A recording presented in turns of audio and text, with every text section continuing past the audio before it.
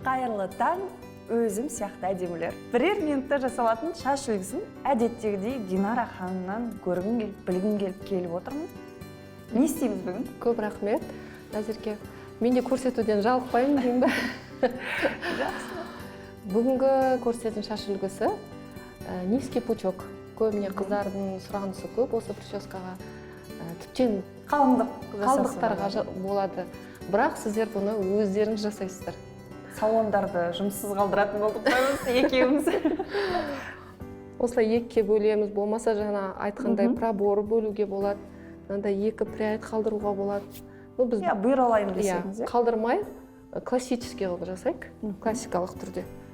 Мынандай бір кішкентай резинканы аласыздар. Қатты қысып байламайсыздар. Екі байласақ жетеді, екі орасақ. Бұл шаш үлгісі енді мен шашым ұзын болғандықтан сәл кішкене қиындау, бірақ қысқа шаштарға керемет болады. Енді бұны Назерке ішіне бүйтіп бүкіл шашты ішіне саласыз, орап-орап. Жақсы. Шығармаймыз, саламыз. Құр саласыз, орап-орап саласыз. Сыртқа шығармайсыз. Сала алдым ба мен?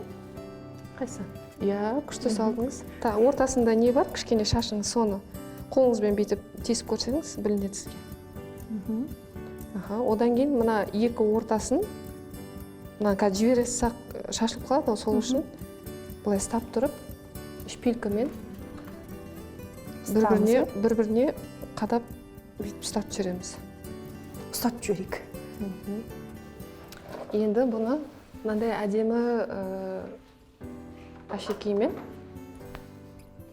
безендіру деймі? Безендіруге болады. Мына жаққа қадай саламыз, Болды. Аласыз. Байлайсыз. Әдемі пучок болды. Сөйтесіз, тығып, түйе саласыз. Бұл жерде Назерке екеуміз тез арада жасадық, техникасын көрсеттік.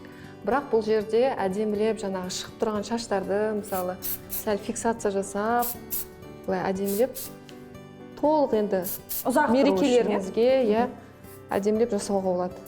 Біз лаксызда, фиксаторсыз да өзіміз әдемі шығардық енді. Одан самайын әдемі болуға болады.